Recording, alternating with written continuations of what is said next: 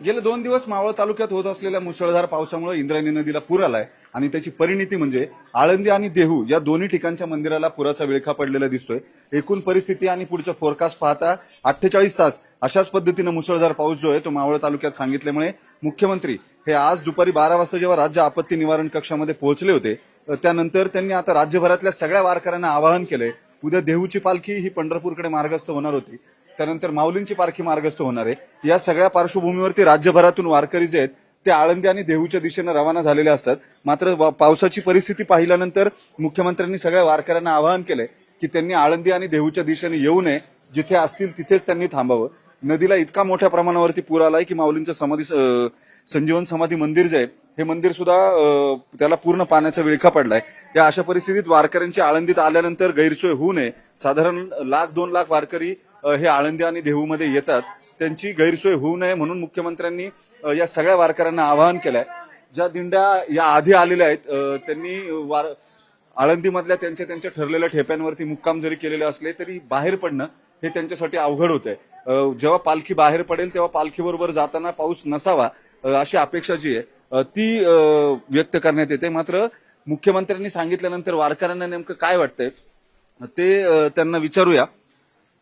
मुख्यमंत्र्यांनी वारकऱ्यांनी येऊ नका म्हणून सांगितलं आळंदी देहूकडे पावसामुळे। त्यांनी त्यांच्या पद्धतीने व्यवस्थित सांगितलं, परंतु आमची माऊली जी आहे सर्व याच्यावर मात करून आम्हाला सुखरूप पोहोचवणार हे निश्चित आहे। पण आता पाऊस बघितला, एकूण नदीचं पाणी बघितलं, सगळं लोक वारकरी सगळे रस्त्यात असतील, त्यांच्या सुद्धा जीवाला धोका होऊ शकतो या गडबडीत आले तर।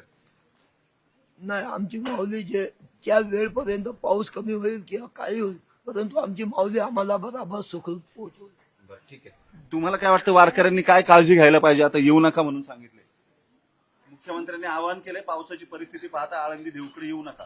हो, तर येऊ नका, पण आता दरवर्षीची वारी चालत आलेली आहे तर ही खंडित झाली नाही पाहिजे आपली, त्यामुळे लोक तर येणारच आहे वारीला। बरं, ठीक आहे, वारकरी काही झालं तरी येणार असं त्यांचं म्हणणं आहे। आणखी वारकरी आलेत, कुठून आले तुम्ही?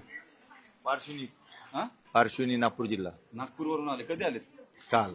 आता येऊ नका म्हणून सांगतायत मुख्यमंत्री लोकांना, जे बाकीचे यायचे राहिलेत त्यांना पावसामुळे, तुम्हाला काय वाटतं?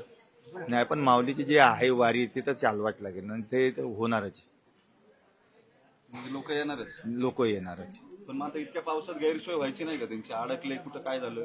पण ते माऊली पाणी कमी करणार। बरं, ठीक आहे, चला। त्या सगळ्या वारकऱ्यांची श्रद्धा आहे माऊली बघून घेतील किंवा माऊली पाणी कमी करतील।